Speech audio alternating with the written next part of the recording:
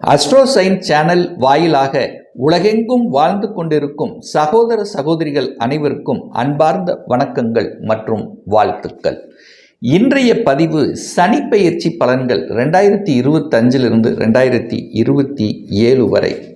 இந்த சனிப்பெயர்ச்சி எப்போ இருக்கிறது அப்படின்னு பார்க்கும் பொழுது திருக்கணித பஞ்சாங்கத்தின்படி வருகின்ற மார்ச் மாதம் 29ஆம் தேதி சனிப்பெயர்ச்சியானது இருக்கிறது. அதன்படி பார்க்கும் பொழுது 11ஆம் இடம், அதாவது கால சக்கரத்தினுடைய 11ஆம் இடத்திலிருந்து 12ஆம் இடத்துக்கு பயிற்சியாகிறது. அதாவது கும்ப மனையிலிருந்து மீன மனைக்கு பயிற்சியாகிறது. பொதுவாக சனி பகவான் கர்மக்காரகன், ஆயுள் காரகன், தொழில் காரகன், கால்களுக்கு காரகன், ஒட்டுமொத்த உடலின் இயக்கத்துக்கு காரக கர்த்தாவாக இருக்கக்கூடிய இந்த சனி பகவான் மீன மனையில் இருக்கும் பொழுது, அது நல்லவர் என்று சொல்லக்கூடிய குருவினுடைய வீட்டில் இருக்கும்போது இந்த 12 ராசிகளுக்கும் என்ன மாதிரியான பலன்கள் என்பதை டீட்டெயிலாக நம்ம பார்க்க போகிறோம். அதற்கு முன்னால் நம்முடைய சேனலை நீங்கள் ஃபர்ஸ்ட் டைம் பார்ப்பவர்கள் என்றால் மறக்காம சப்ஸ்கிரைப் பண்ணிக்கிங்க. மீனம் ராசி அன்பர்களே, திருக்கணித பஞ்சாங்கப்படி மார்ச் 29 சனிப்பெயர்ச்சி நடந்து முடிந்து விட்டது. சனி பகவான் உங்களுக்கு யாரு அப்படின்னு பார்க்கும் பொழுது இந்த மீனராசி என்பவர்களுக்கு 11க்குரியவன், லாபாதிபதியும் அவரே, அதே சமயத்தில் விரயத்தை கொடுக்கக்கூடிய விரையாதிபதியும் அதே சனி பகவான். இப்போ உங்களுக்கு 7.5 சனியில விரை சனி நடந்து முடிந்து விட்டது. இப்போ ஜென்ம சனிக்குள்ள அடியெடுத்து உள்ளீர்கள். அதாவது உங்க ராசியில சனி பகவான் அமர்ந்திருக்கார். லாபாதிபதி உங்க ராசியில உட்கார்ந்திருக்கார். விரையாதிபதி உங்க ராசியில உட்கார்ந்திருக்கு. அப்போ நீங்கள் புரிந்து கொள்ள வேண்டும் அப்படிங்கிறது எது அப்படின்னா, ஜென்ம சனியாக 7.5 சனியில ஜென்ம சனியாக இருக்கிறீங்க. அது என்ன சார் ஜென்ம சனி, என்ன சார் பண்ணும்? இந்த ஜென்ம சனி என்ன பண்ணும் அப்படின்னா, உங்க ராசியின் மேல சனி பகவான் அமரப் போகிறார். அப்போ உங்க ராசிங்கிறது யாரு? சந்திரன். அந்த சந்திரனுங்கிறது ஒளி பொருந்திய மனதை குறிக்கக்கூடிய, உடலை குறிக்கக்கூடிய, தாயை குறிக்கக்கூடிய அந்த சந்திரன் மேல சனி என்கின்ற ஒரு இருட்டு கிரகம், ஒரு மந்த கிரகம் ஒரு பாவ கிரகம் அங்கே உட்காரும் பொழுது அந்த ஒளியை மறைக்கிறது. அப்போ எதை மறைக்கிறது? மனதை மறைக்கிறது, மனதை தடுமாற வைக்கிறது, மனசில் ஆசிலேஷன் கொடுக்கும், மனம் சாட்டிஸ்ஃபைல் இல்லாத தன்மையை கொடுக்கும். அப்போ மனம் சார்ந்த தொந்தரவுகளை உங்களுக்கு கொடுக்க ஆரம்பிக்கிறதுன்னு அர்த்தம்.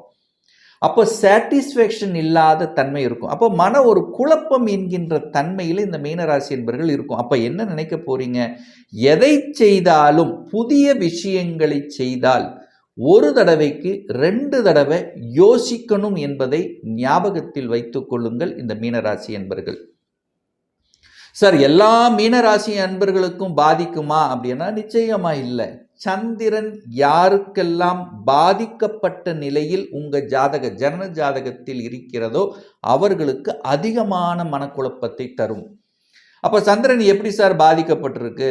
சந்திரன் அமாவாசை சந்திரனாக, சந்திரன் ஒளியில்லாத தன்மையில் இருக்கும் பொழுது, ஒரு தேய்பிரை சந்திரனாக இருக்கும் பொழுது, அந்த சந்திரனுடன் ராகு, ஏற்கனவே இந்த ராகு கேதுக்கள், இந்த பாவ கிரகங்கள் அங்கே சேர்ந்து இருக்கக்கூடிய நிலையில் இருக்கக்கூடிய மீனராசி என்பவர்களுக்கு அதிகமான ஒரு பாதிப்பு இருக்கும்.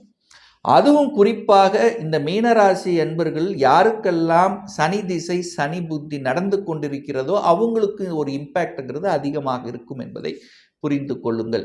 மற்றபடி மற்றவர்களுக்கு இல்லை. பொதுவாக இந்த சனி பெயர்ச்சியால் மீனராசி என்பர்கள் ஒரு 80%, ஒரு 70% பேருக்கு ஒரு மாதிரியாக மனம் சாட்டிஸ்ஃபேக்ஷன் இல்லாத ஒரு தன்மையை கொடுக்கும் என்கின்ற அமைப்புக்காக நான் இந்த இடத்துல இதை சொல்கிறேன். அதே சமயத்தில் சனி பகவான் உங்கள் ராசியிலிருந்து 3ஆம் இடத்தை பார்க்குறார். 3ஆம் இடம் என்பது முயற்சி ஸ்தானம். முயற்சியில் ஒரு தடை. ஏன்னா சனி எங்கே பார்க்குறாரோ அந்த இடத்தில் ஒரு இக்கனா வைப்பார், ஒரு புல் ஸ்டாப் வைப்பார், ஒரு குறையை பண்ண வைப்பார். அப்போ 3ஆம் இடம் மனசில் ஒரு குறை, என்ன பிரயாணம், அலைச்சல் திருச்சல், டென்ஷனை உருவாக்குவார். நிறைய டிராவல் பண்ண வேண்டிய வாய்ப்புகள், சந்தர்ப்பங்களை உருவாக்கும்.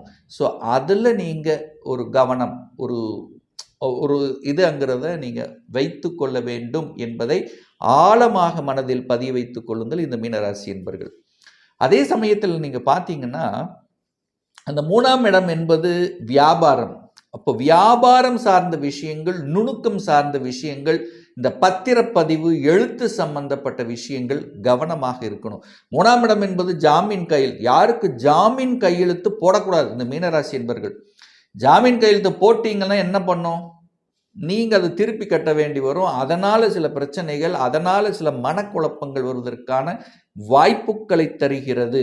ஸோ இப்போ இங்கே என்ன சொல்கிறேன்னா, ஒரு எச்சரிக்கை பதிவு தான்.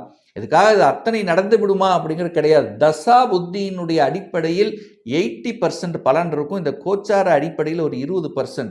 பட் ஜென்ம சனியாக இருக்கும் பொழுது தான் இந்த வார்த்தையை அடிக்கடி யூஸ் பண்ணுறேன். மனதை மறைக்கக்கூடிய சில செயல்கள் நடந்துவிடும் என்பதற்காக நீங்கள் கொஞ்சம் ஒரு கவனத்தில் எடுத்துக்கொள்ளணும் அப்படிங்கிறதுக்காக தான் இந்த இடத்த சொல்கிறேன்.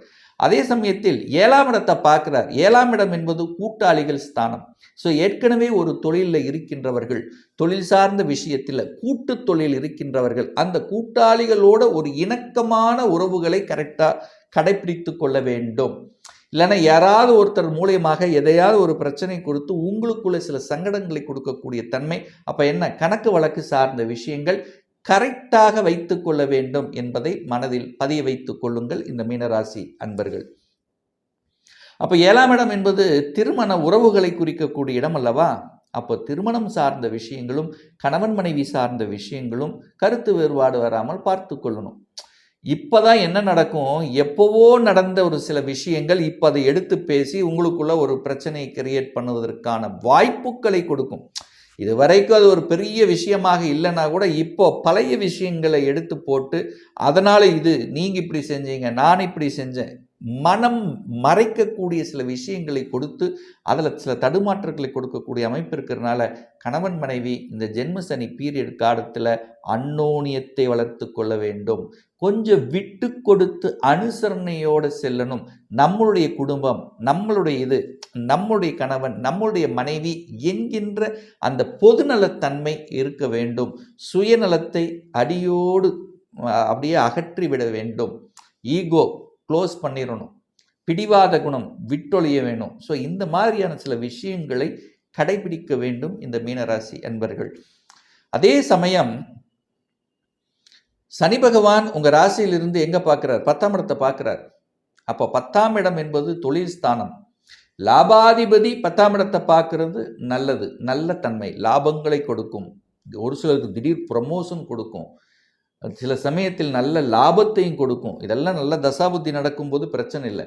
ஆனால் அதே விரயத்தை கொடுக்கக்கூடிய விரையாதிபதியாகவும் அதே சனி பகவான் செயல்படுவார் அல்லவா? அவர் 10ஆம் இடத்தை பார்க்குறார் அல்லவா?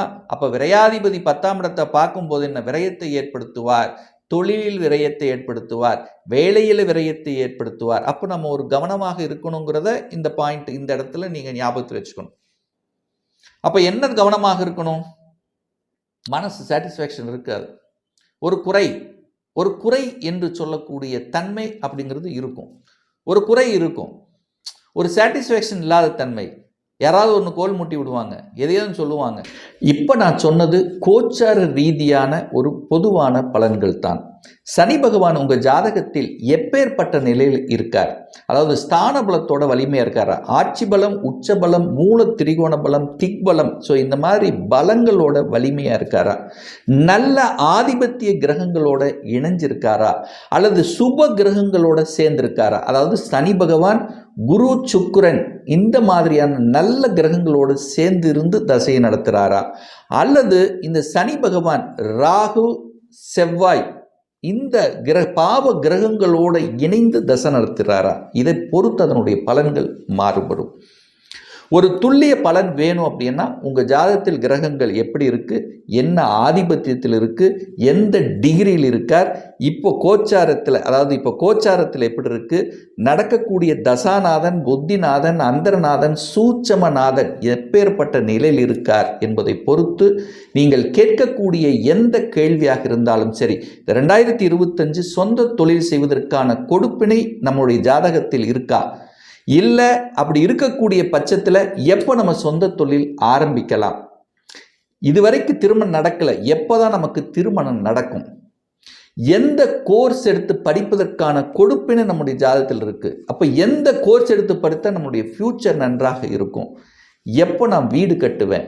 எப்போ நமக்கு குழந்தை பிறக்கும்? இது போன்ற கேள்விகளுக்கு துல்லிய பதிலை நம்மால் கூற முடியும்.